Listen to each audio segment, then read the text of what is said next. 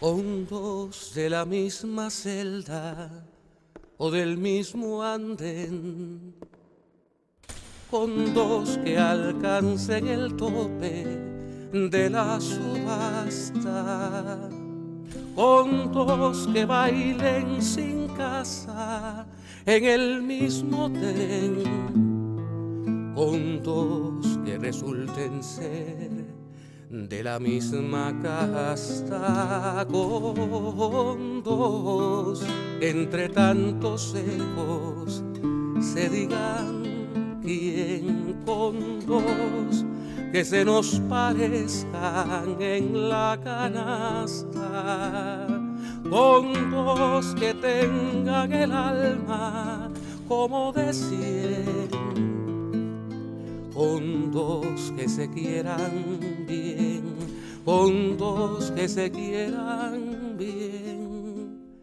con dos que se quieran bastar, con dos que tengan el alma como de 100, con dos que se quieran bien, con dos que se quieran con dos que se quieran bastar.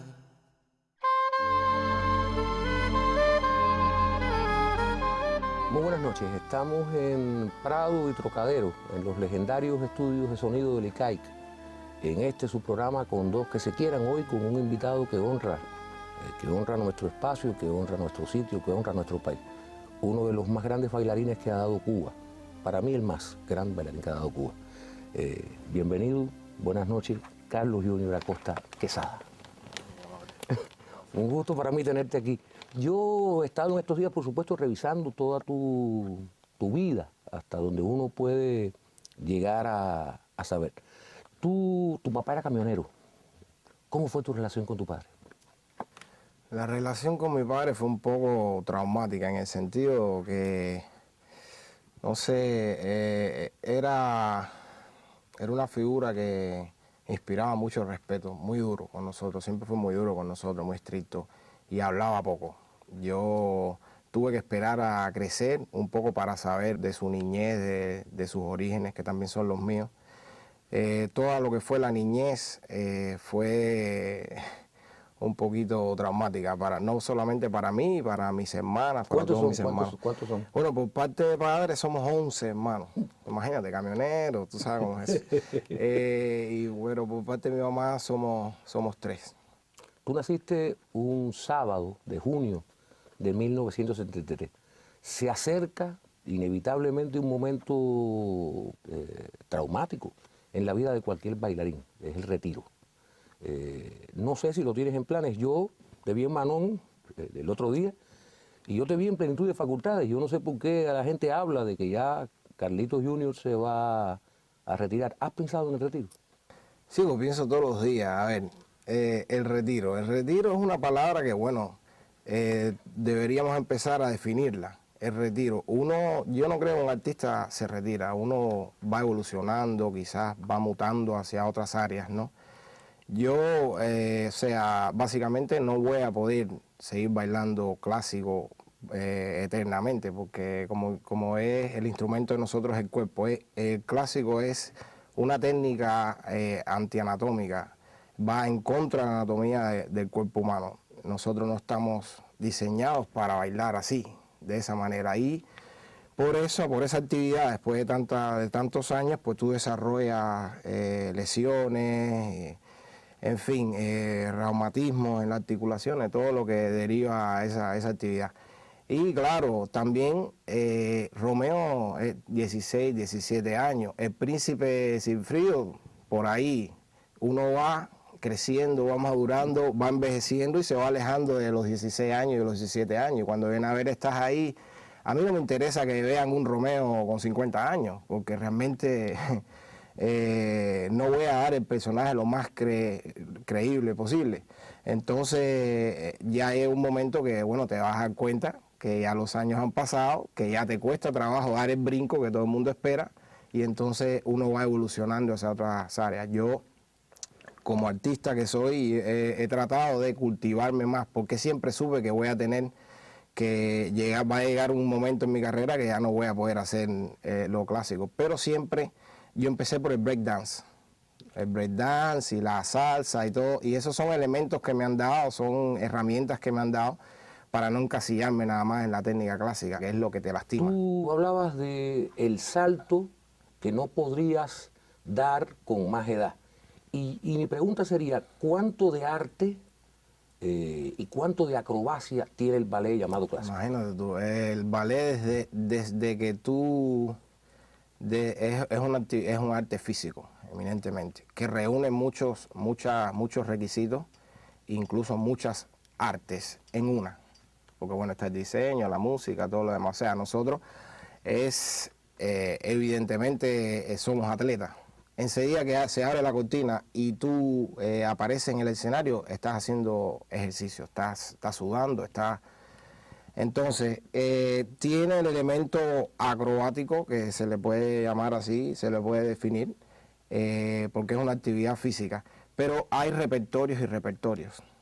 Por ejemplo, los ballets que son vehículos para el despliegue de la técnica y los saltos y todo, como Diane Acción, como Corsario, como Don Quijote, eso es un sector específico de ese repertorio clásico. Pero también hay otras obras clásicas como Apolo de Balanchín, que es un poquito más suave contra el cuerpo, que no se requiere esos saltos descomunales, sino es más bien ya tienes que requiere el Apolo o el intérprete de Apolo requiere una cierta madurez para entender el mensaje y llevarlo hacia el público. Y así sucesivamente, Manon, por ejemplo, sí que tú viste, es un ballet que está claro que también tiene su gran demanda física, pero no es lo mismo que Don Quijote. En Manon lo que tuviste fueron dos parejas que están enamoradas, en la dramaturgia, muchos dúos,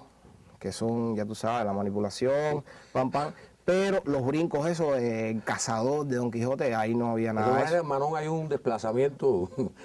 Sí, habrá uno, pero no es el fin. Hay otros ballets, por ejemplo, los que ya te mencionamos, que el fin es esa acrobacia que podamos, para llamarla de alguna forma, que es lo que le llamo yo el wow, el factor wow, que la gente va wow. Pero hay otros repertorios que eso no es lo que la gente va a ver, sino es ya la emoción, el llegarte a la fibra, el hacerte llorar, el transportarte a una época, como es el caso de Manon, los 1700, etcétera. Entonces hay muchos niveles, ¿entiendes? La clave de la cosa es cultivarlo todo. Y esa es la misión del artista, por eso yo no me he encasillado en lo clásico, ¿no? El guaguancó, la charanga, el clásico, hacer lo que aparezca, y eso es parte del crecimiento del artista, ¿no? De la manera en que yo veo que tú te expresas, incluso la manera en que mueves las manos, eso, me da la impresión, fíjate, de que tú fuiste un muchacho mala cabeza. Mala cabeza, debes haberle dado a tus padres ciertas preocupaciones. ¿Fue así o no?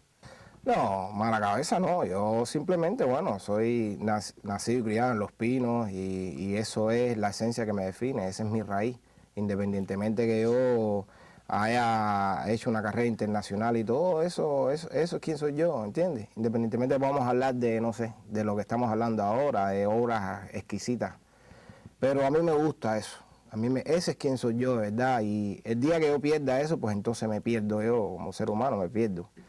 Y eso no es ser mala cabeza, ¿no? Sencillamente que ese era el medio mío, la gesticulación. Y yo creo que los cubanos somos así. Yo no creo, vean, es una cuestión de haber nacido en Los Pinos. Yo creo que nosotros somos así. Somos una gente que al caminar estamos bailando sentados, no sé, todo lo que creamos, nuestra historia, ¿no? ¿Y tu padre no tenía ningún prejuicio porque tú estudiaras ballet clásico? No, al contrario, por eso que mi historia es muy bonita, ¿entiendes? Porque todos los hombres lo que quieren es que, un hijo, no, ese va a ser pelotero, futbolista, que era lo que yo quería hacer. El fútbol era mi pasión. El fútbol era mi pasión.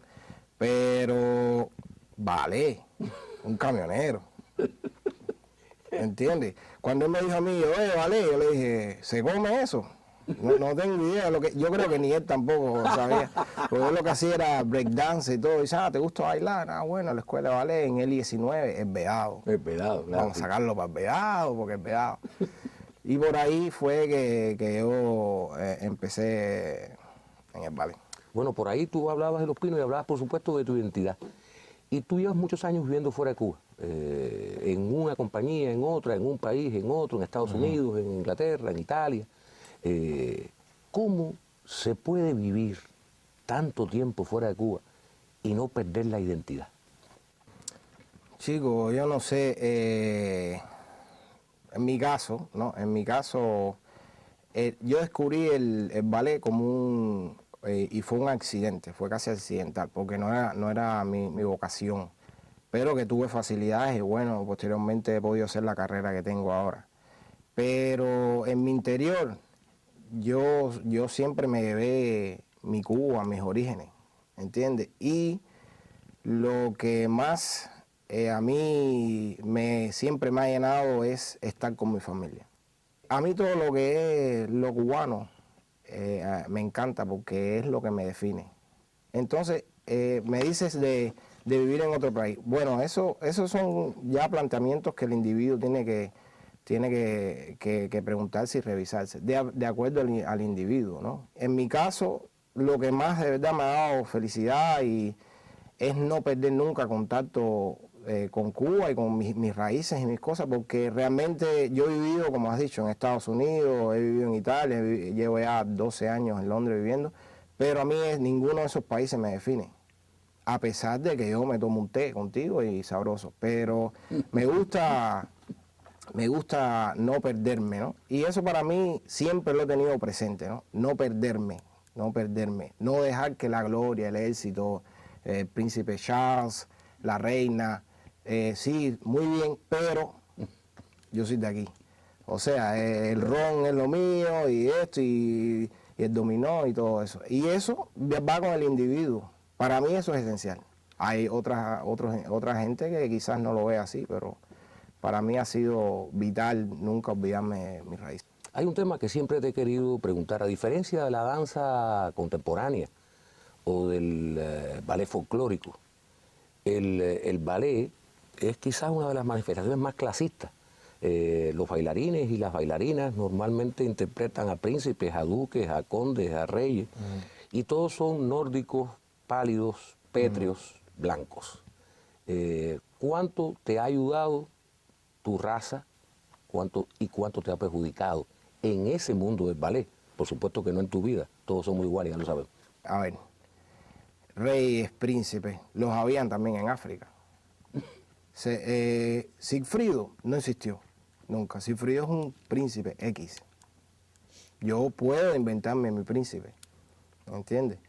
Lo otro, eso ya son preconcepciones que han existido de los tiempos, que también tenemos que erradicar. Es un fenómeno que es importante porque realmente los negros del ballet existen pocos, te los puedo contar así con esta mano.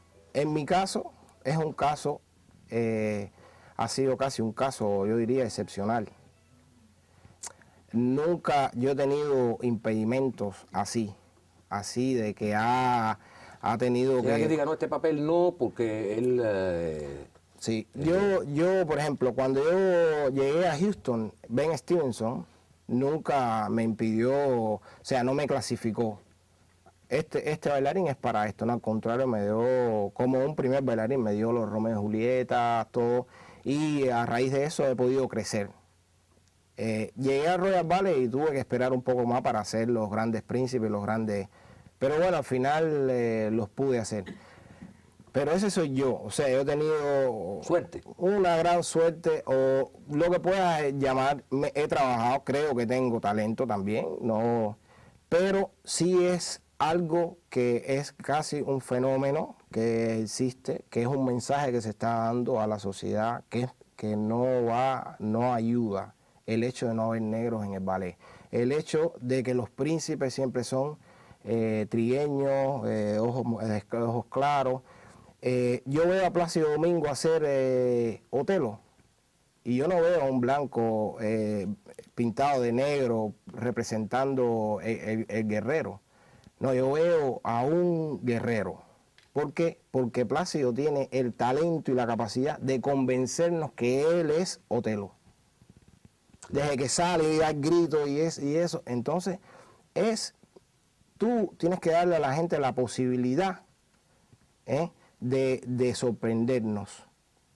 Lo que pasa es que muchas veces nosotros no vamos más allá de lo que se ve en los ojos, ¿entiendes? Y entonces pecamos de eso. Un cisne negro, por Dios, es el siglo XXI, ya se creó el avión, la gente va de un continente en horas a otro continente, se mezcla, es la función de cultura. Ese es el mundo de nosotros, y con ese mundo tiene que ir desapareciendo todas las otras preconcepciones que han existido por lo largo de la historia. Y en el ballet esto de los negros, que no existe, es un fenómeno global que tenemos que erradicar ya. En Nueva York, en el Royal Ballet somos 3, que es una revolución, porque cuando yo llegué éramos 2 y cogieron a otro más, o sea que somos 3. Aquí todavía estoy esperando los príncipes cifridos negros y el Albres negro, no sé qué ha pasado. Tenemos que hacer un hincapié en eso. Y no es una cuestión de ser negro, no, es una cuestión de que si un negro o un mulato tiene talento, ponle a ser el príncipe y darle chance de sorprendernos, ¿entiendes? Es lo que pienso. Carlito, yo siempre, desde que tú empezaste a sonar en todos lados, yo oía que te comparan. Es decir, la gente dice, es el nuevo Baryshnikov, es el nuevo Nureyev. Y yo siempre decía, qué cosa tan rara, ¿cómo se sentirá él con que lo comparen? ¿Cómo tú sientes cuando te dicen esas cosas o cuando lees que dicen esas cosas? No, en las nubes, me siento en las nubes, amén. Nureyev, eso es lo más grande. Baryshnikov, eso es lo más grande que ha existido, ¿entiendes? Entonces imagínate tú cómo voy a sentir. Comparaciones así son válidas, todas son válidas. Aparte, a nosotros siempre la sociedad, a nosotros siempre estamos en busca de un héroe, de una gente que ponerlo de nuevo, llegó fulano, y entonces uno crea pautas en la vida y puntos de referimiento, de comparación. Y claro, Nureyev llegó a un nivel, entonces alguien que se acerca a ese nivel siempre se va a jugar, no, el otro Nureyev, el Baryshnikov, es así. ¿Te imaginas que un día alguien diga, es tan bueno, lo comparen contigo? O sea, un muchacho joven digan, él es como Nureyev, como Baryshnikov, como Carlitos Jr. No, qué bien, qué rico. Es rico, sabroso. Yo quiero que tú me hables de una persona que para ti es entrañable, para mí también, aunque yo no me dedico al ballet, como tú bien sabes, es Ramona de Sá. Ramona Cherry es una segunda madre. Ella realmente fue la que me formó, me educó, me preparó para las competencias de Lausanne, de París. No, ella depositó una confianza en mí tremenda y eso para mí todavía es mi segunda madre. Realmente hemos vivido etapas y cosas bellísimas, vaya, que es muy difícil separarnos, ¿entiendes? Y sí, siempre uno necesita alguien, alguien que te ayude, te dé la mano, y eso es lo que fue ella para mí, y realmente, y aparte yo independientemente de que tenía talento, yo vivía en condiciones muy pobres, ¿entiendes? Y el barrio mío también en medio no era el mejor. Entonces hay veces yo me pongo a pensar que hubiese sido en mi vida si ella no me hubiera rescatado, ¿no? Si no hubiera aparecido ella, ¿no? Es una especie de hada madrina que apareció. Todavía tienes un contacto muy estrecho. Todavía. Yo voy a la escuela y la veo y veo a toda esa gente. Acuérdate que yo me formé cuando lo del periodo especial y todo, aquí nosotros no teníamos, el periodo especial, no había ni pan. Yo me estaba preparando para el concurso de Lausanne y la primera frase de Don Quijote yo no podía rebasarla porque perdía las energías, no teníamos casi para alimentarnos. Entonces se movilizaban todos ellos, todos los profesores que son los mismos profesores que están aquí hoy en día. Y entonces se turnaban, yo me quedaba en casa de Mirtemida, otro día Estelcita o alguien venía con la comida, un pan de su casa, el otro, para entonces yo poder tener la fuerza de poder competir y representar a la escuela. Y imagínate cómo te olvidas eso. Y cuando tú regresas, yo veo toda esa gente ahí. Son la gente que yo, mis profesores, los que yo me quedaba a dormir y todo eso. Entonces, imagínate, es como la familia. Y tú fuiste de la escuela a esos festivales. ¿Cuándo es que tú llegas al Ballet Nacional de Cuba y hasta qué posición puedes lograr llegar en el Ballet Nacional de Cuba? Chicos, yo llegué al Ballet Nacional de Cuba y salí. O sea, en Pero el sentido de, sí, porque ahora yo llevo ya de un tiempo para acá, soy parte del Ballet Nacional de Cuba y bueno, tú sabes, yo Claro. siempre he estado vinculado de una forma u otra con el ballet y todo lo que acontece aquí con respecto al ballet.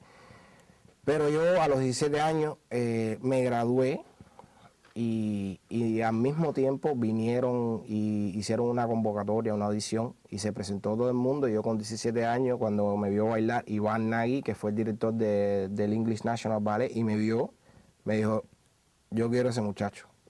Nada de cuerpo baile ni de solista, de primer bailarín. Yo tenía 17 años, eso la gente no entendió. Entonces, Cherry dijo, no hay problema.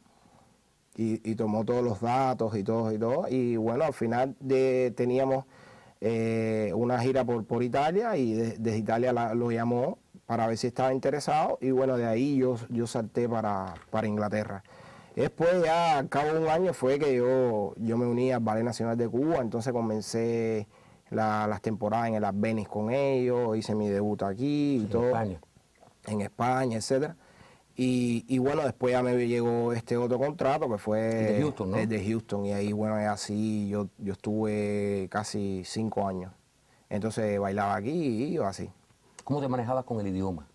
El idioma, eso fue muy, muy trabajoso. Pero bueno, al final, como mejor se aprende un idioma es pasando necesidad y viéndote, o sea, en mi caso yo tenía que aprenderlo, porque si tú vas a pedir una croqueta, tiene que ser en inglés. O un pollo, un pan con jamón. Entonces tienes que aprenderlo, te ves en la necesidad de aprenderlo. Pero esos primeros años fueron, tú sabes, el choque cultural y todo lo demás, no poder ir a un cine porque no tienes idea de lo que están hablando, no poder compartir un chiste porque no tienes idea de lo que están tiene su cosa, Sí, no como te el vas a mundo pensar. el mundo del silencio, donde uno solamente se puede expresar a través de movimiento. Sí, y aparte yo era un adolescente casi, y entonces me veía frenado. Mi refugio siempre fue, y yo siempre lo tuve claro, siempre fue mi arte. Yo fui ahí para cultivar mi arte, para mejorar, para aprender.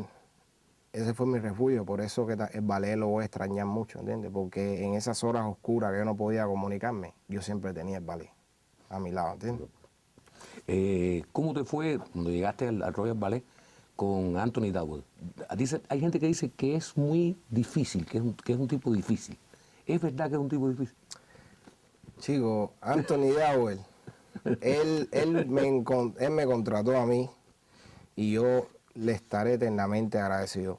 Anthony Dowell, y fue muy generoso conmigo, al principio fue muy generoso conmigo. Él me dio Manon, él me dio, bueno, todos los personajes que cuando la gente habla de Royal Ballet, bueno, piensa en ese repertorio, de Macmillan y de Ashton y toda esa gente, todos los coreógrafos. Entonces, pero después ya yo me he dado cuenta que él como que independientemente que ya no baila, siempre está como que te ve como una competencia. Ya no sé, es algo raro, porque incluso hemos tenido programas juntos, masterclasses y eso, y él me ha hecho el programa conmigo, o sea, él ensayándome a mí, y la BBC lo ha grabado y entonces todo lo demás. Y tú ves que él está, en vez de darte los consejos y todo generosamente y de verdad para él, no, él como que compite contigo y tiene 70 años. ¿Entiendes? En su mente él todavía Todavía es el no joven sé, y bailarín. entonces a la hora de hablar no reconoce, no es una gente que te dice no puede desligarse, ¿entiendes?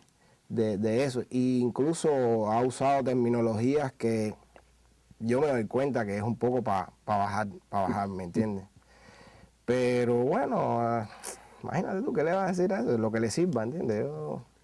Cuando no yo lo estaba critico por leyendo, eso. cuando yo estaba leyendo tu libro, todavía no está en español, No Way Home, que es un título muy sugerente, porque ¿por qué No Way Home si tú siempre estás Sí, volviendo tú siempre eres Welcome Home? No Way Home no lo puedes ver así literalmente, Yo lo ¿no? leí, o sea, pero quiero que tú me lo Sí. digas. El No Way Home viene.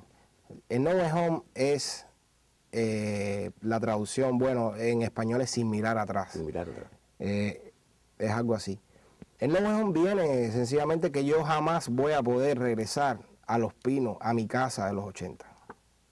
Porque ya ni los 80 ni Los Pinos es el mismo, ni el entorno de los amigos míos, ni yo soy el mismo. Entonces no hay ninguna forma de go back home, de regresar a esa etapa.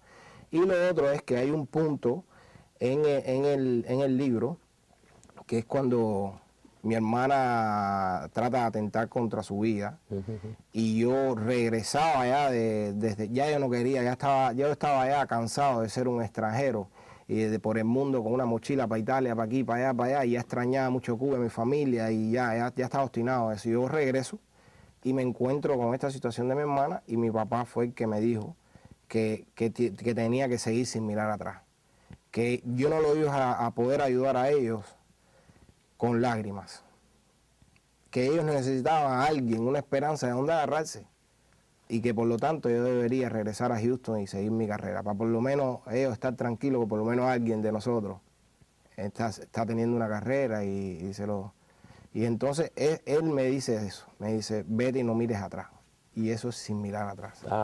Es un libro, espero que pronto podamos tenerlo al alcance de los lectores de habla hispana y de los lectores cubanos, sobre todo, que tanto te admiran.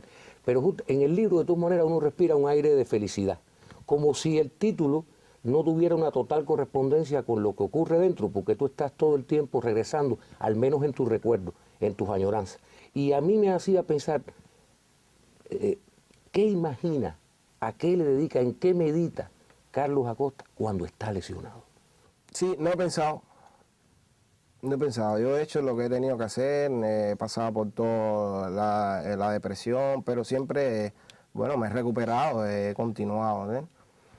Pero no, yo lo que veo, hay veces,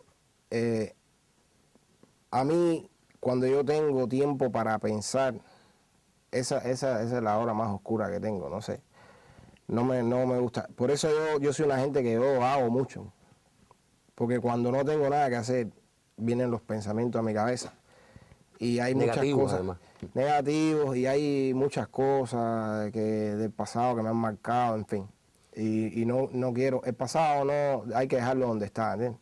Porque uno si se ve el pasado, pues entonces te amarga el presente, hay veces, ¿no? Entonces lo que hay que seguir, hay una vida por vivir, entonces yo trato de bloquear eso como un mecanismo de defensa, ¿no?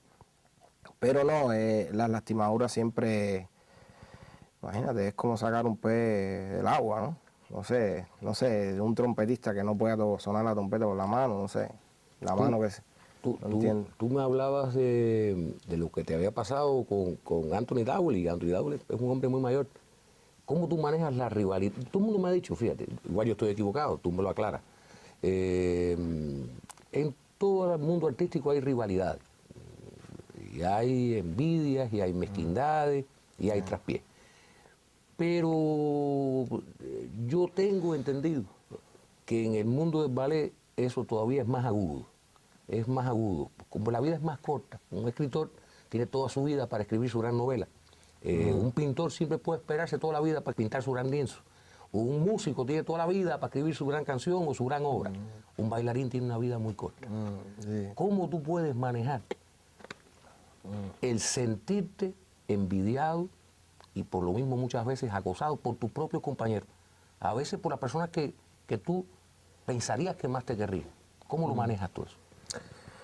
Mira, lo que tú acabas de decir es lo mismo. En el ballet nosotros estamos en una carrera constante contra el tiempo, y por eso es muy competitivo. En el ballet realmente no hay amigos. realmente. Aquí todo el mundo compite contra todo el mundo, por lo menos esa es mi experiencia. Tengo hay salvas excepciones, por ejemplo, José Manuel Carreño, que es mi hermano. Y nosotros... Ese es otro príncipe. No, eso es... Y nosotros tenemos una amistad preciosa, ¿entiendes? Los dos, yo fui el padrino de su boda, en fin. Entonces, pero yo creo que no, esa relación que tenemos nosotros dos, no hay mucha.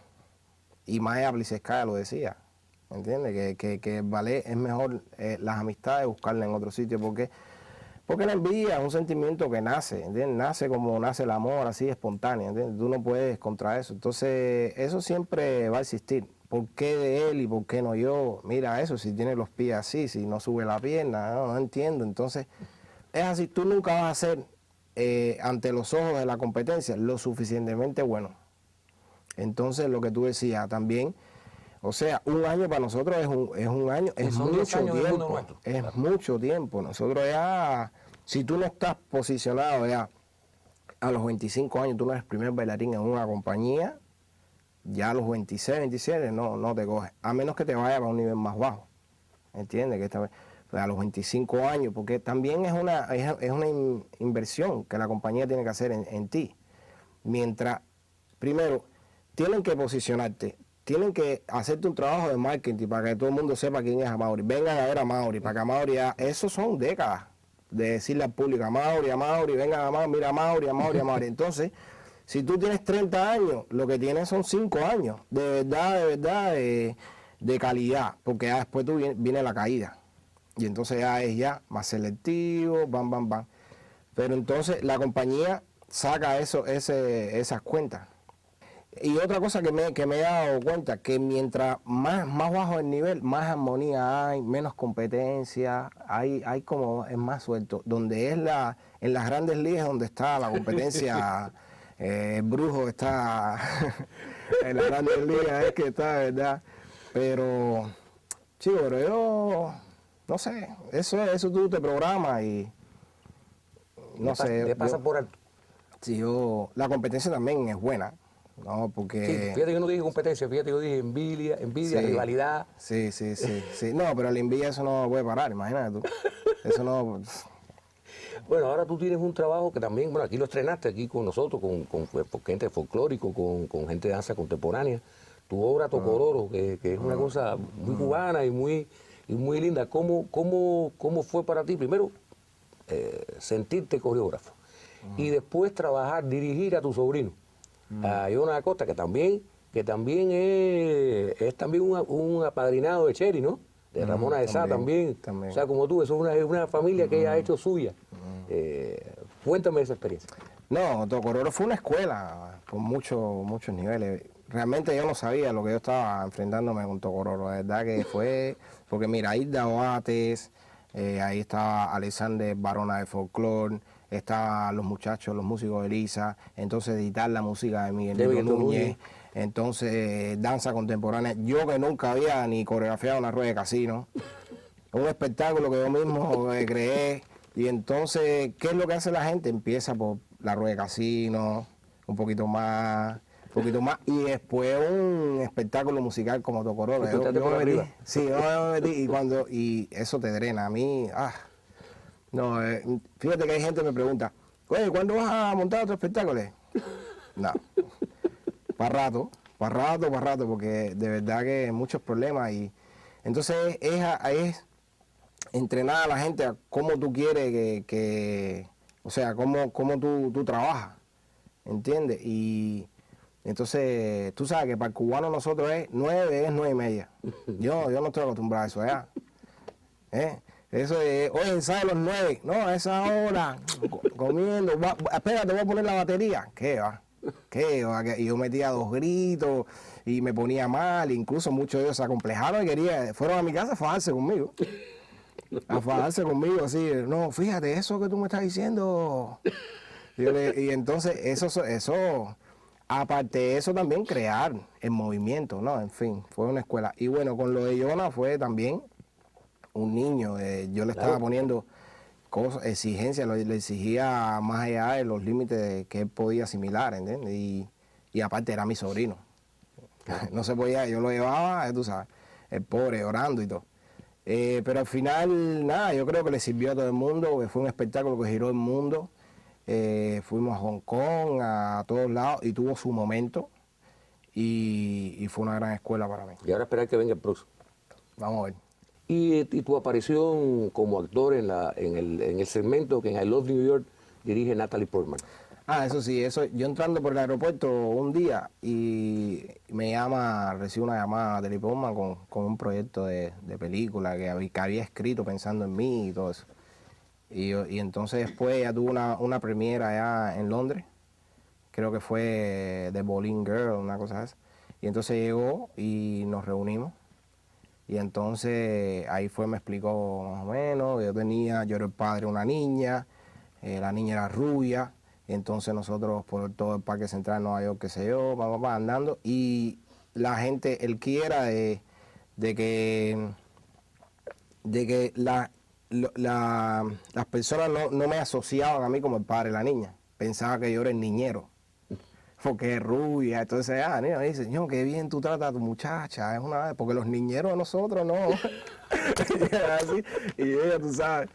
Y no, también fue una gran... Ella se tomó un gran riesgo porque los productores le decían, ¿por qué no coges a un actor de verdad? Y ella decía, yo lo quiero a él.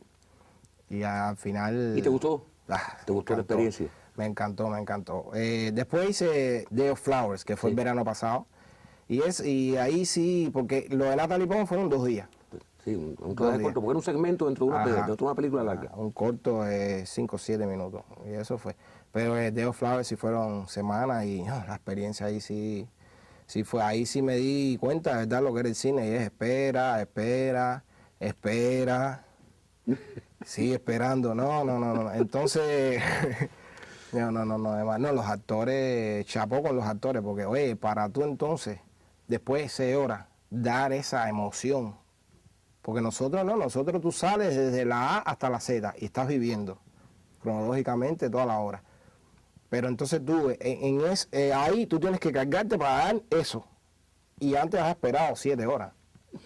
Entonces hay veces cuando tú estás cargado que quieres hacerlo, no. Todavía no es. No es cuando tú quieras, es cuando es. Es... Pero de todas maneras es un trabajo que te gustó y que tú piensas que puedes tener un futuro... Sí, eso dice la gente, no sé, yo creo que sí, y aparte tengo el inglés, no sé, yo creo que yo puedo hacerlo. Bueno, hay una última pregunta que yo te quiero hacer. Hay 2 maneras de ver Cuba, hay una sola de sentirla. Cuando hablo de verla, cuando tú estás aquí de vacaciones, cuando estás aquí con los tuyos, hay una manera de ver Cuba, de sentirte parte de ella. Y cuando estás fuera de Cuba, durante tanto tiempo como tú, que estás tantos meses fuera, tienes otra manera de ver Cuba en la distancia. Pero hay una sola forma de sentirla. ¿Cómo la sientes tú? ¿Cómo tú sientes a tu país? Chico, yo siento a mi país como mismo me siento yo. O sea, es que eso de verla de la distancia, yo no creo, Cuba es una sola y Cuba la llevo yo adentro, ¿no? Y incluso Cuba es... Nosotros somos una raza ecléctica, una raza que representa toda la sabrosura, todo el calor. Y esa es la Cuba que yo, con la cual siempre yo me voy a morir. Bueno, muchísimas gracias, Carlito. Es un gusto extraordinario para mí haberte tenido en el programa y haber comprobado una vez más que se puede ser virtuoso, bello y profundamente inteligente y culto. Muchas gracias, Pedro. Gracias. Mucha suerte para ti. Gracias. Hondos de la misma celda o del mismo andén, con 2 que alcancen el tope de la subasta, con 2 que bailen sin casa en el mismo tren, con 2 que resulten ser de la misma casta, con 2 entre tantos egos se digan quién, con 2 que se nos parezcan en la canasta, con dos que tengan el alma como de 100, con dos que se quieran bien, con dos que se quieran bien, con dos que se quieran bastar, con dos que tengan el alma como de 100, con dos que se quieran bien, con dos que se quieran bien, con dos que se quieran basta.